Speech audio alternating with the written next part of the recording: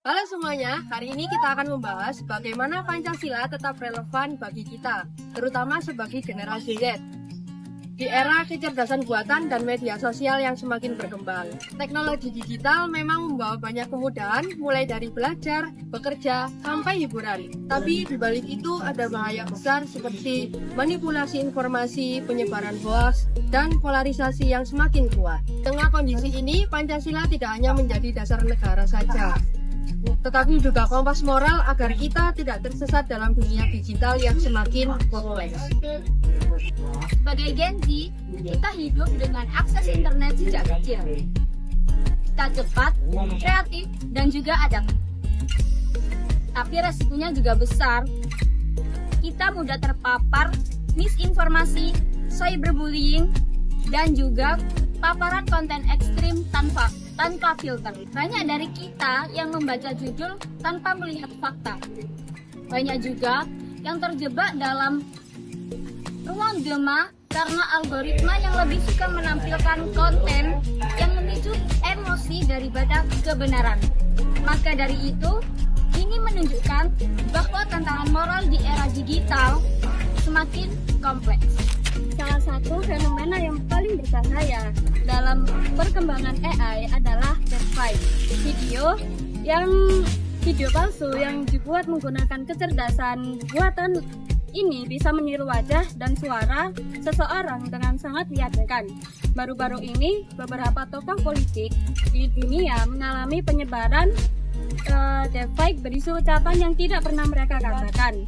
Dampaknya yaitu reputasi rusak, masyarakat terprovokasi, bahkan bisa memengaruhi arah politik suatu negara. Dalam sila pertama, menekankan nilai kejujuran dan integritas.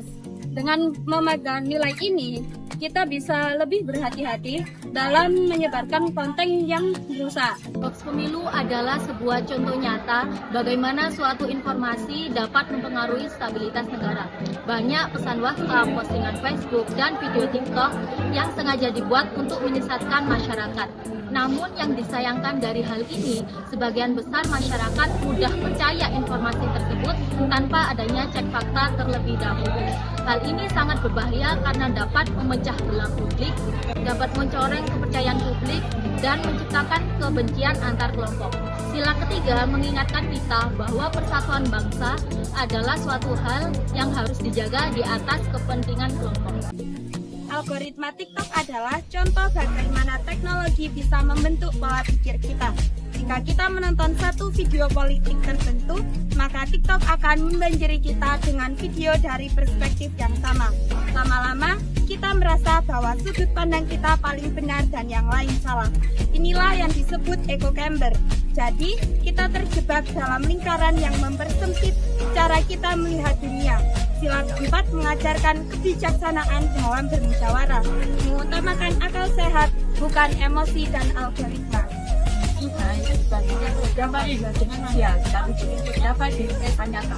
Beberapa kelompok AI memiliki beberapa bias, seperti kesalahan wajah atau rekomendasi yang diskriminatif. Ini bisa mengaruhi laporan kerja, logat kerja, bahkan hukum. Sila kedua mengajarkan bahwa teknologi harus digunakan secara beradab, melindungi kemanusiaan, dan tidak boleh merugikan kelompok.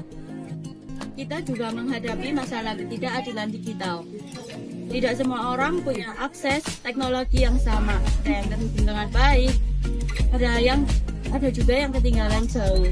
Selain itu, privasi data juga semakin terancam karena banyak platform yang mengumpulkan data kita tanpa kita sadari.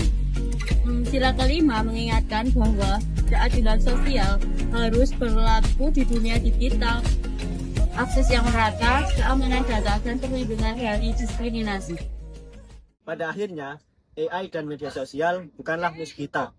Mereka hanyalah menjadi sebuah alat, tapi tanpa etika, teknologi bisa menghancurkan lebih cepat dari apa yang kita bayangkan. Oleh karena itu, Pancasila adalah kompas moral agar Gen Z tetap berpikir jernih, bijak, dan bertanggung jawab dalam setiap klik, share, dan berkomentar. Dunia digital butuh generasi yang cerdas bukan hanya dalam teknologi saja, tapi juga dalam hal akhlaknya. Sekian dari kelompok kami, terima kasih telah menyaksikan. Burung irian, burung cendrawasih, cukup sekian dan terima kasih.